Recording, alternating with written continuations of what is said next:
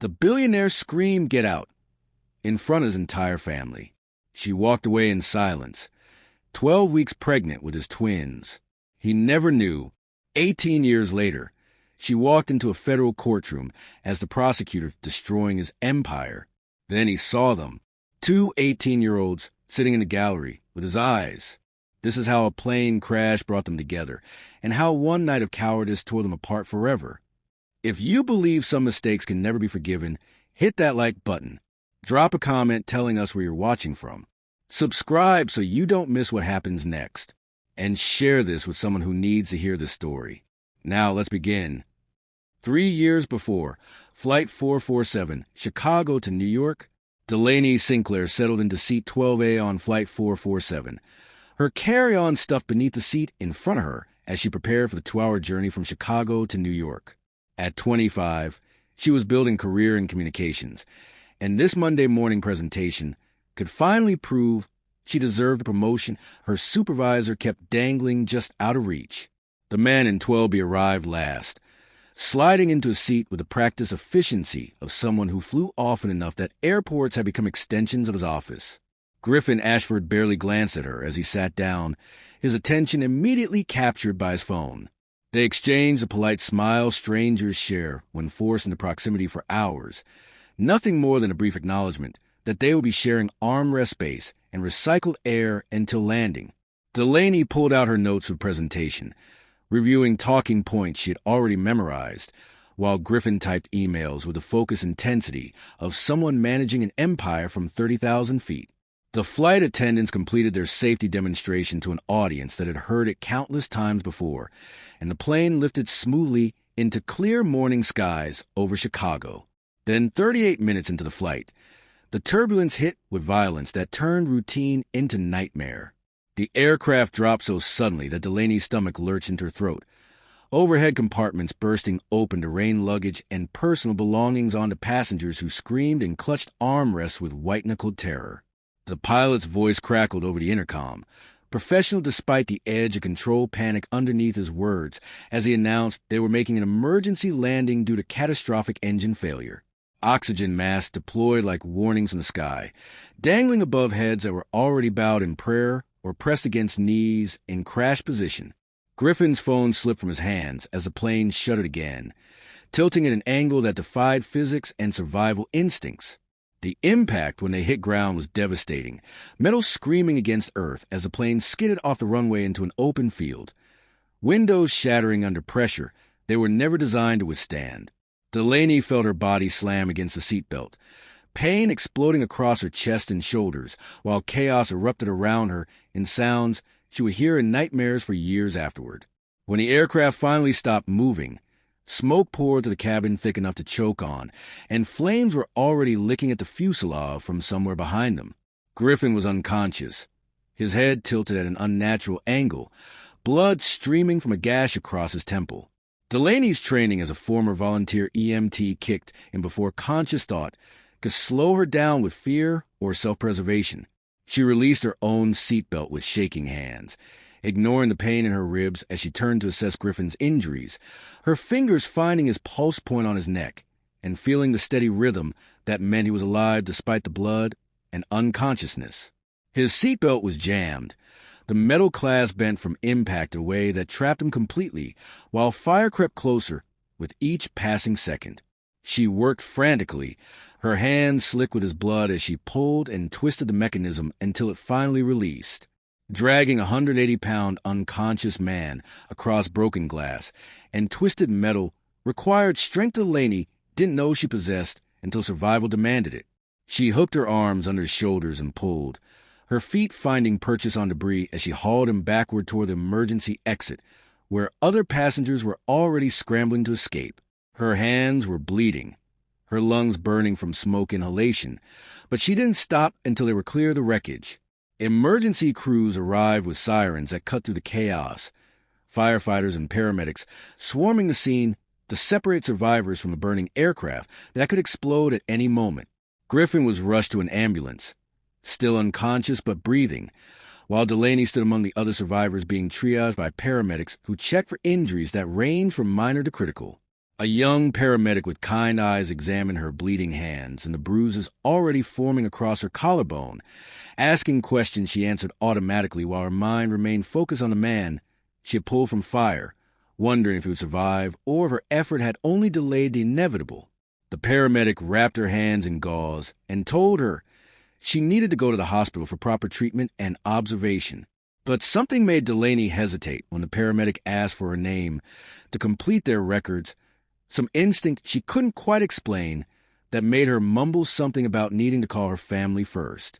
The crash site was controlled chaos, emergency personnel and survivors and news crews already arriving to document disaster, and in that chaos it was easy to slip away. She walked toward the crowd of onlookers being held back by police tape, blending into a mass of people watching tragedy unfold from a safe distance. Nobody stopped her or asked her name or recorded that she had been there at all. By the time she reached her apartment that evening, the crash was national news, every channel showing footage of the wreckage and interviewing survivors who spoke about the terror thinking they were going to die. Delaney sat on her couch with her bandaged hands and her bruised body and watched strangers describe the same nightmare she had lived through, but she didn't call the news stations or the airline or anyone who might want to know that she had been on that plane. She went to bed that night with smoke still clinging to her hair and woke up the next morning to her phone ringing with calls from her office. 1 month passed before Griffin Ashford's face appeared on the news again, but this time he was a survivor being interviewed about trauma. He was a billionaire pharmaceutical heir holding a press conference that had nothing to do with his family's company. Delaney was eating lunch in a cafe downtown when the television above the counter caught her attention, showing Griffin standing in front of cameras, looking somehow vulnerable despite the expensive suit and careful grooming that mark him as someone accustomed to controlling narratives. He spoke directly to the camera with an earnestness that seemed genuine, saying he was looking for the woman from seat 12B who would save his life. Delaney stared at the television screen where Griffin Ashford stood in front of cameras, asking the world to help him find the woman who had saved his life. And something about the vulnerability in his expression made her reach for her phone before her practical brain could remind her that billionaires didn't build real relationships with women who worked in mid-level communications jobs and lived in studio apartments they could barely afford. She dialed the number displayed on the screen, her heart hammering against her ribs as the phone rang once, twice, and then his voice came through the speaker with a hopefulness that made her chest tighten in ways she didn't want to examine too closely just yet. When she said, "You don't owe me anything, I just did what anyone would do," Griffin's response came so quickly it was almost desperate. "Please, let me thank you properly, just coffee, 1 hour, that's all I'm asking." They met the next afternoon at a small cafe in downtown Chicago where nobody recognized him without the designer suits and corporate armor, where he was just a man drinking terrible coffee and asking questions like he genuinely cared about her answers instead of waiting for his turn to speak. Delaney had planned to stay for exactly 1 hour, to accept his gratitude gracefully and then return to her life where billionaire heirs existed only in news headlines. But 1 hour became 3 as coffee turned into conversation that flowed with the kind of ease that usually took months to develop between strangers, and 3 hours became dinner at a tiny Italian restaurant where they talked about everything except money and family legacy, and the crash that brought them together in the most unlikely way imaginable. Griffin walked her home through streets lit by streetlights and possibility, and when he asked to see her again with sincerity that suggested her answer actually mattered to him beyond ego or obligation, she found herself saying yes before her practical brain could construct all the reasonable arguments for why this was a terrible idea that would only end in heartbreak. They fell in love the way people do in romantic movies, fast and deep and all-consuming, spending every possible moment together while maintaining what Griffin insisted was necessary privacy to protect their relationship from the harsh scrutiny of media attention that destroyed intimacy before it had a chance to grow strong enough to survive public pressure. Delaney believed him because she valued privacy too, and because being with him felt like coming home to a place she hadn't known existed until he showed her what it meant to be seen and valued and chosen. 6 months became a year, became 2 years, became 3 years of stolen weekends and whispered promises and love that felt real. But questions she had pushed aside in the beginning started demanding answers in their 3rd year together. Questions about why he never invited her to family events, why holidays always meant he'd disappear for days to fulfill obligations he never fully explained. Why their relationship remained a secret known only to her closest friends and his most trusted assistant, who scheduled their time together like classified meetings requiring discretion and deniability. Griffin always had reasonable explanations about protecting what they had built, about his family's invasive nature, about wanting to keep something sacred in a life where everything else was public commodity, and Delaney wanted to believe him badly enough that she accepted excuses that should have been warnings. Then in their third year together, Delaney discovered she was pregnant. The drugstore test showing positive in her bathroom on a Tuesday morning that started like any other before transforming into something that would change everything regardless of what Griffin decided when she told him. She scheduled an appointment with her doctor, who confirmed at 8 weeks that she was indeed pregnant and healthy and due in 7 months. For weeks later, at her 12-week appointment, the ultrasound technician went quiet in a way that made Delaney's heart stop before the woman smiled and said, "Congratulations, you're having twins." And suddenly Delaney was carrying not one but 2 lives that connected her to Griffin permanently.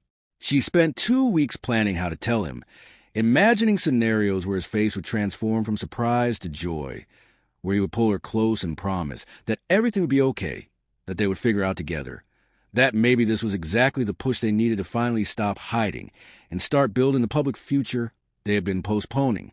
But before she could find the perfect moment, Griffin called her on a Thursday evening with news that made her breath catch with relief and hope, saying without preamble that it was time to stop hiding, time for her to meet his family at their estate in Nantucket this coming weekend, time to start building the future they had been protecting in shadows. Delaney stood in front of her bathroom mirror that night, her hand pressed against her stomach, where the twins were growing, still small enough that loose clothing hid the evidence of their existence from everyone who didn't know to look for the subtle changes in her body. She decided she would tell Griffin about the pregnancy after meeting his family, after they had accepted her as part of his life, after the relationship was publicly acknowledged in a way that would make the news of twins feel like celebration rather than complication or trap that wealthy families might suspect was intentional manipulation designed to secure position and inheritance through biology and obligation rather than genuine love that had created these lives accidentally but not unwelcomingly. The drive to Nantucket stretched longer than the actual miles warranted because Griffin's tension filled the car like a physical presence neither of them acknowledged aloud.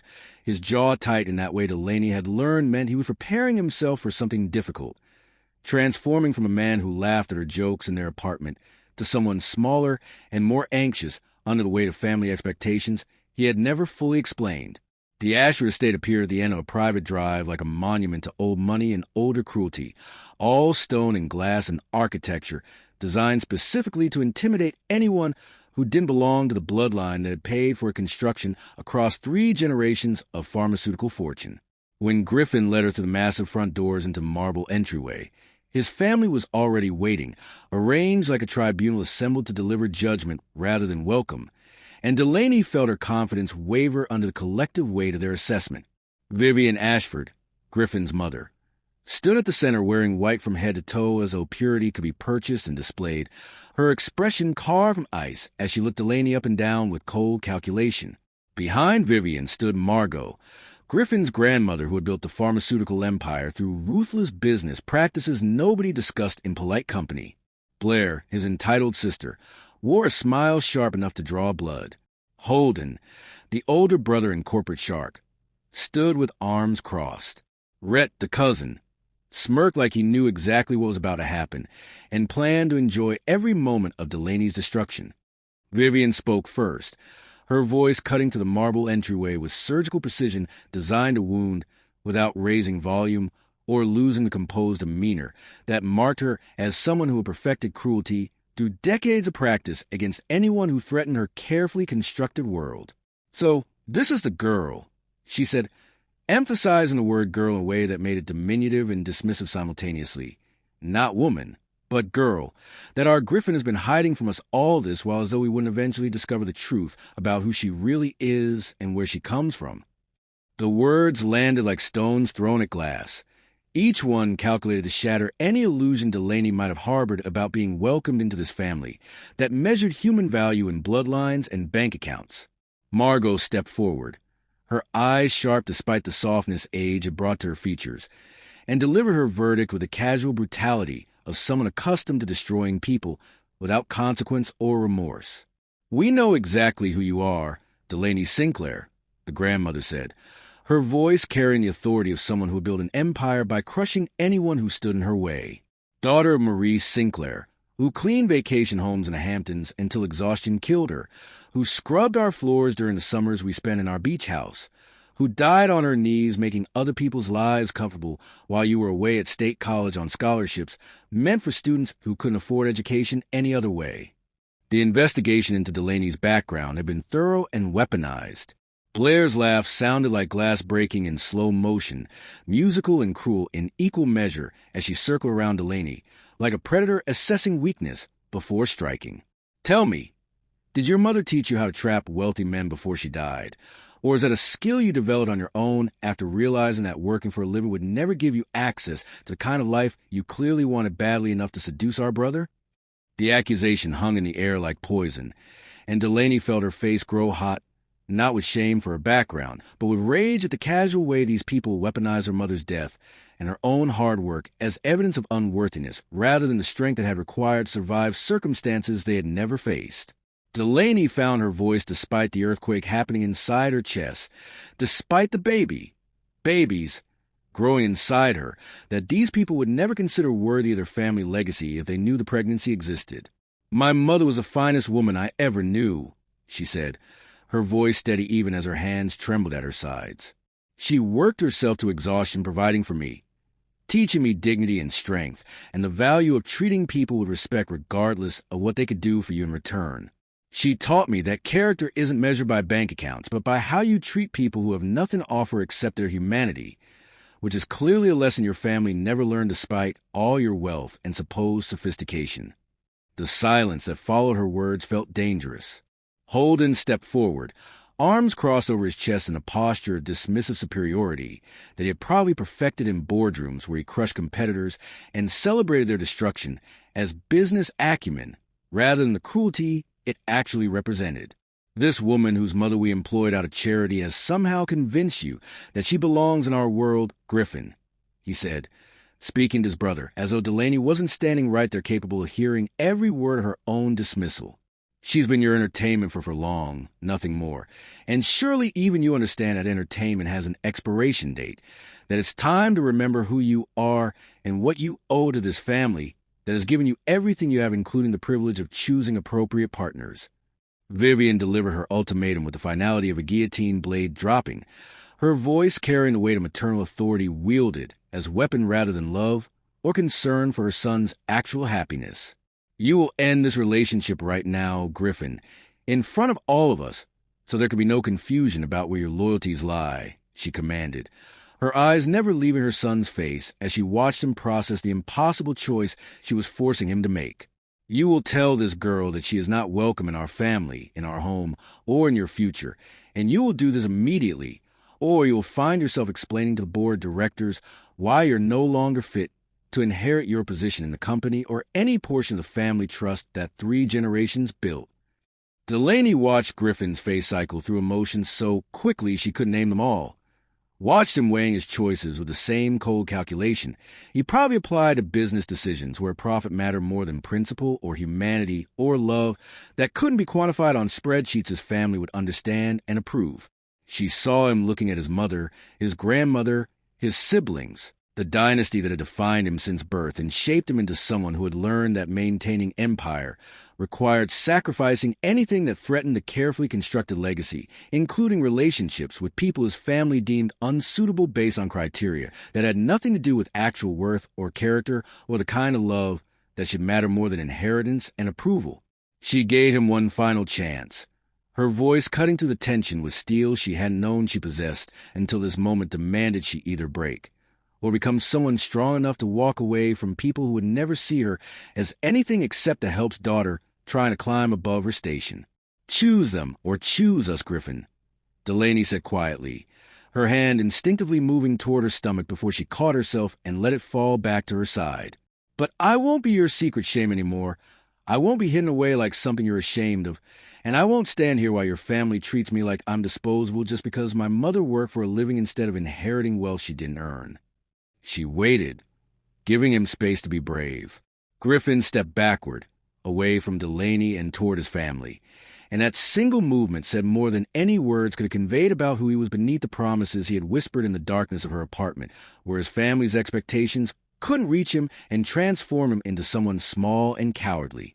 The words that came next exploded through the entryway with such force that Delaney felt them physically. Felt the violence in his voice when he screamed, "Get out!" Loud enough that the sound echoed off marble and crystal and all the expensive surfaces that meant more to him than she ever would, despite of building something she had believed was real and lasting and worth protecting from the very people who had just destroyed it. His entire family watched with expressions arranged in various degrees of satisfaction and vindication, their faces revealing that this outcome had been predetermined before Delaney ever walked through their doors, that she had been brought here not to be welcomed but to be eliminated in a way that would teach Griffin the lesson his family clearly believed he needed about knowing his place and choosing appropriately. Delaney didn't cry or plead or collapse under the weight of what was happening, and she didn't reveal the secret growing inside her that would have complicated his choice if he had known, if he had cared enough to ask why she looked stricken beyond what this moment alone could count for. But he didn't ask because he had already made his choice and she was already gone to him.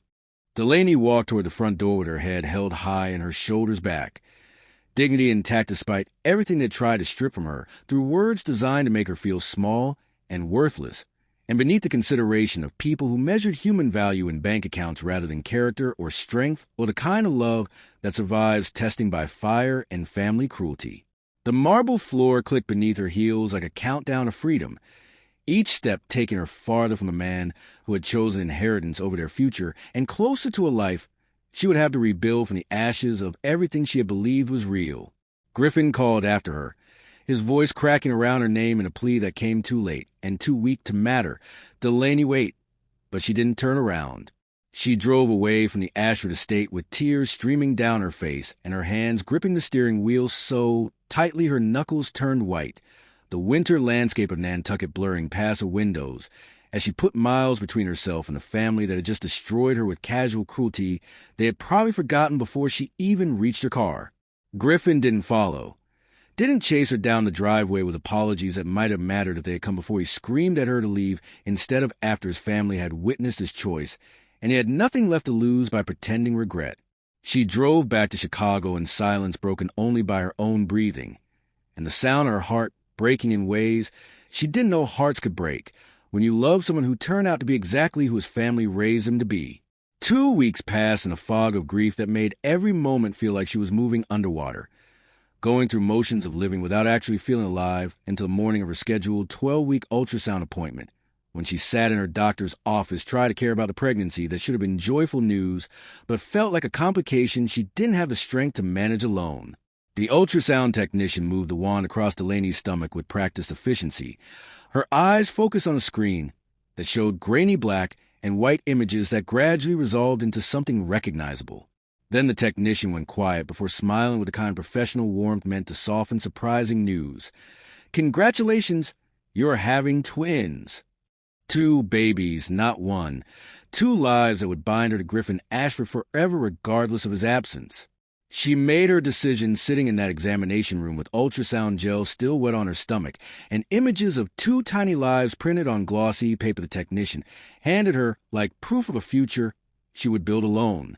Griffin Ashford would never know these children existed, would never have the opportunity to choose in the way he had failed to choose her, would never be given a chance to damage them with the same cowardice and family loyalty that had destroyed what they could have been together.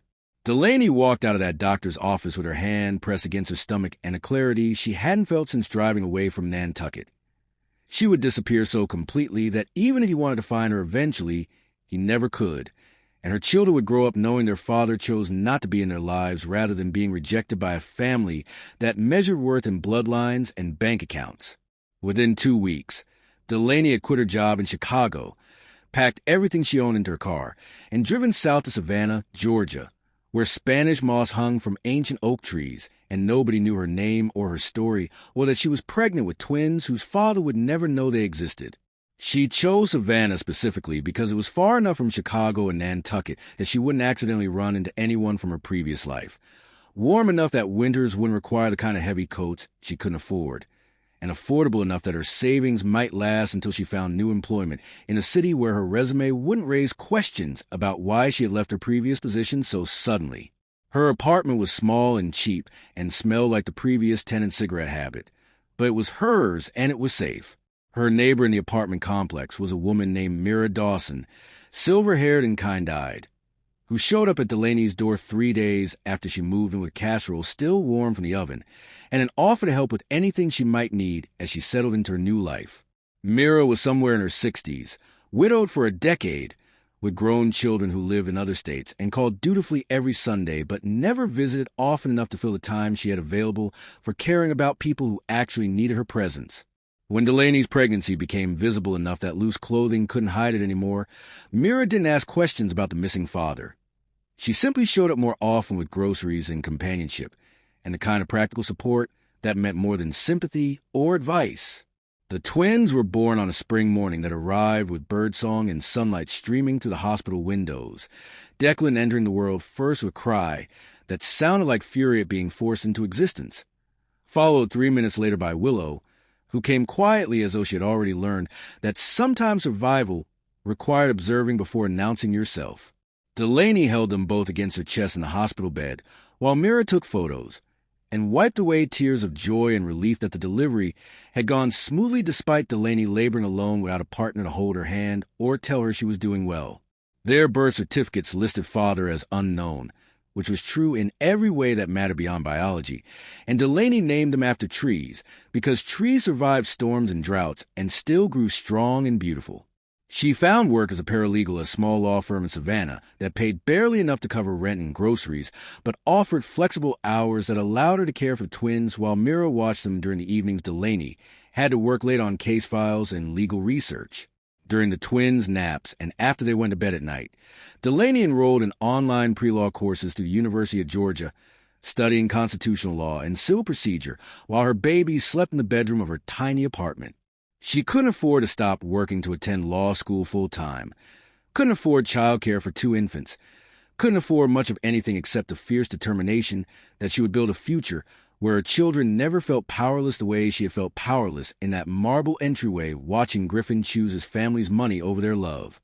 When the twins were 4 years old, Delaney was accepted at Emory University Law School in Atlanta, with a partial scholarship that made the impossible merely difficult instead of completely out of reach for a single mother raising twins on paralegal wages and stubborn refusal to give up on becoming someone who mattered.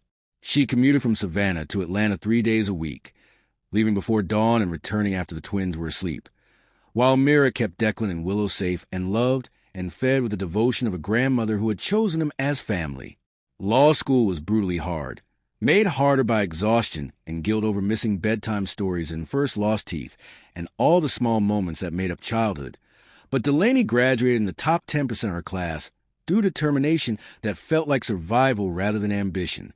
She passed the Georgia bar exam on her first attempt and was hired as an assistant district attorney in Savannah, where she prosecuted cases involving domestic violence, fraud, and corporate crimes that gave her courtroom experience and a reputation for being relentless in pursuit of justice for victims society often dismissed as unworthy of protection. The twins were 12 when the United States Attorney's Office in Massachusetts called with a job offer based on her record of successful prosecutions and her particular expertise in pharmaceutical litigation, cases involving companies that marketed medications more aggressively than safety evidence supported. She moved her family to Boston when Declan and Willow were 15, and by the time they turned 18 and enrolled at Boston University, Delaney had become Assistant U.S. Attorney Delaney Sinclair, federal prosecutor known for never losing cases that mattered, respected and powerful, and finally untouchable by people like the Ashfords who had once made her feel disposable. The case file landed on Delaney's desk on a Tuesday morning with the weight of irony so heavy she almost laughed at the universe's sense of timing. United States versus Ashford Pharmaceuticals. Criminal charges including fraud, illegal marketing practices, and contributing to the opioid crisis that had devastated communities across America, while executives profited from prescriptions they knew were being overprescribed to patients who trusted doctors incentivized to push medications regardless of actual medical necessity. Delaney filed an immediate motion to recuse herself based on a previous personal relationship with the defendant's family, But her supervisor denied the request after reviewing the details, stating that a relationship that ended 18 years ago didn't constitute sufficient conflict of interest to remove their best prosecutor from the biggest case the office had handled in a decade. And besides, personal histories sometimes provided insight that made prosecutors more effective rather than less objective in pursuit of justice. The first day of trial arrived with October rain that matched Delaney's mood as she dressed in her courtroom armor of a sharp navy suit and her mother's pearl earrings, the only jewelry she owned that connected her to the woman who had worked herself to death, so her daughter could have opportunities she never experienced. Declan and Willow insisted on attending despite her suggestion that they had classes to attend, saying they wanted to watch their mother do what she did best. And she couldn't argue with the pride in their voices, even though part of her worried about what might happen if Griffin was actually present instead of sending lawyers to represent him. She entered the federal courthouse through security checkpoints and marble hallways that spoke of justice and power, and when she pushed through the courtroom doors, she saw him immediately. Griffin Ashford sitting at the defense table looking older and tired, and nothing like the man who had screamed at her to leave his family's home. The bailiff called court to order and announced the case and the lead prosecutor, and Delaney watched Griffin's head snap up when he heard her name, watched his face cycle through shock and disbelief, and something that might have been regret if she had cared enough to interpret his expressions as anything other than the consequences of choices he made willingly. She delivered her opening statement with the precision of someone who had spent weeks preparing to dismantle a company that had valued profit over the lives destroyed by medications they marketed as safe when internal documents would prove they knew better, and she felt Griffin's eyes on her the entire time she spoke. But she never looked directly at him because he didn't deserve her attention or acknowledgement after 18 years of silence. During the first recess, Griffin stood from the defense table and turned toward the gallery as though searching for familiar faces among the crowd of journalists and legal observers and family members of victims. And that's when he saw them. Two 18-year-olds sitting in the front row of the gallery taking notes with the serious focus of students who understood the significance of what they were witnessing. And when the young man turned his head slightly to whisper something to the young woman beside him, Griffin felt the air leave his lungs because those eyes staring back at him were his own eyes. The exact shade of hazel that ran through Ashford genetics like a signature written in DNA. The young woman had Delaney's face and his eyes and cheekbones that combined both of them into something beautiful and impossible and undeniable, and the math was instant and devastating. 18 years old, Delaney disappeared 18 years ago. These were his children. He had children. He had a son and daughter who existed in the world without ever knowing him because he had screamed at their mother to get out while she carried him inside her body. His attorney leaned over and asked if he was all right, but Griffin couldn't speak, couldn't breathe, couldn't process anything except the magnitude of what he had lost through cowardice that had seemed justified in the moment, but now felt like the worst decision anyone had ever made in the history of human stupidity and weakness. After the court session ended, Griffin tried to approach Delaney as she gathered her files and prepared to leave, but federal marshals intercepted him before he could get close enough to speak, and she walked past him like he was invisible, like he was nothing, like 18 years had erased him so completely from her life that his presence didn't even register as worthy of acknowledgement. Declan and Willow followed their mother protectively, and when Declan glanced back at Griffin, his expression carried contempt that needed no words to communicate exactly what he thought of the man who was biologically his father, but had never earned the title through presence or love or any of the things that actually mattered. Griffin hired a private investigator that same night and learned their names within 24 hours. Declan Sinclair and Willow Sinclair, brilliant students at Boston University, birth certificates listing father as unknown, raised entirely by Delaney with help from a woman named Mira Dawson, who Delaney had later hired as her full-time assistant and paid generously while covering her health care and retirement because Mira had been family when Griffin had been absent, had shown up consistently when he had disappeared into cowardice, had loved his children when he didn't even know they existed, and Delaney made sure Mira would never have to worry about money again after giving them 18 years of unconditional love and support that had made survival possible and created the family Griffin had destroyed before it could fully form. Griffin showed up at Delaney's gated home in Boston the next morning, standing at the security entrance with flowers that looked pathetic in his hands given the magnitude of what he had destroyed and the 18 years he had stolen through absence and cowardice that no apology could ever adequately address. The security guard called the house through the intercom system, and Delaney watched Griffin on the camera feed from her kitchen, where she stood with coffee growing cold in her hands while she decided whether to let him grovel at her gate or simply have him removed like the unwanted intrusion he represented. She picked up the intercom and told the guard calmly, "Tell Mr. Ashford that Miss Sinclair has no interest in speaking with him, that he is not welcome on this property, and that if he returns, she will contact the police for trespassing." Griffin left the flowers at the gate and drove away, but he came back the next day with letters she wouldn't read, and the day after that with gifts she wouldn't accept, his persistence revealing that he had learned nothing about respecting boundaries or understanding that showing up didn't erase abandonment. 2 weeks into Griffin's daily appearances at her gate, his family arrived in a display of coordinated humiliation that someone with a cell phone recorded and uploaded to social media within minutes of it happening. Vivian, Blair, and Holden showed up together carrying shopping bags from expensive stores and wearing expressions that were supposed to convey remorse but looked more like people unaccustomed to apologizing for anything trying to perform emotions they didn't actually feel with any authenticity or understanding of what genuine repentance required. They asked the security guard to tell Delaney they just wanted 5 minutes to apologize properly for past behavior they now recognized as hurtful. And Delaney laughed when she heard the message because these people who had called her mother a housekeeper with contempt now wanted forgiveness they hadn't earned and didn't deserve. She told security to inform them their apologies were declined. Their presence was unwelcome, and they had exactly 60 seconds to leave her property before she called the Boston Police Department to report trespassing by individuals who were harassing her at her private residence. The video of the Ashford family being turned away from Delaney's gate went viral within hours, accumulating millions of views and thousands of comments from people who saw poetic justice in watching wealthy people experience consequences and rejection after years of treating others as disposable. Vivian's tears looked genuine in the footage.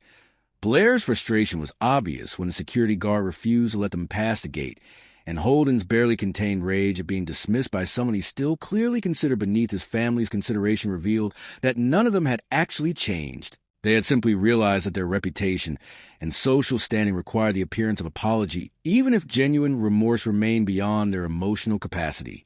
Delaney felt no satisfaction watching the video circulate, felt only exhaustion at the reality that the Ashfords still believed they could purchase or perform their way out of accountability for damage that couldn't be undone through late apologies, an expensive gift that meant nothing compared to the 18 years they had stolen from her children by forcing Griffin to choose his inheritance over his family. 6 months of Griffin's persistence finally wore down her resistance, not because she forgave him, but because Declan and Willow started asking questions about their father that deserved answers more nuanced than the simple explanation that he had chosen not to be part of their lives. Delaney arranged a meeting through her attorney, setting terms that protected her children. Supervised visits at a neutral location with a family therapist present. No contact with other Ashford family members under any circumstances. And the understanding that the twins would decide for themselves whether they wanted any relationship with Griffin based on his consistent behavior, rather than his promises, or his regret, or his desperate need for redemption he hadn't earned. The first meeting happened on a Saturday afternoon in the therapist's office where Griffin met Declan and Willow for the first time, and when Declan asked with 18 years of justified anger, "Why should we care about you now?" Griffin answered with the only honest words he could offer, "You shouldn't, but I'm here anyway. And I'll keep being here because showing up is the only thing I can do to prove I've changed, even though I know it doesn't fix what I broke." Griffin showed up to every scheduled visit without fail, slowly building something fragile with the twins while Delaney maintained careful distance, allowing the relationship for her children's sake, while keeping emotional walls in place that would never fully come down because some betrayals left permanent damage that time and consistency couldn't completely heal. Mira attended some of the early sessions as support for the twins, and Griffin learned that this woman who had raised his children while he lived in oblivious comfort had been more of a parent than he could ever claim to be, that Delaney had later hired her full-time and made sure she would never have financial worries after giving them 18 years of love that had made their survival possible. Griffin got to know Declan and Willow as young adults rather than the babies and children and teenagers he had missed, learning their interests and dreams while carrying the permanent weight of everything he had lost. First words and steps, bedtime stories and school plays, birthdays and graduations, every milestone that he could never recover or relive because cowardice had seemed easier than courage on a winter night when his family demanded he choose between inheritance and love, and he had. chosen wrong in ways that would echo through the rest of his life, regardless of how much time his children eventually allowed him to share in their futures.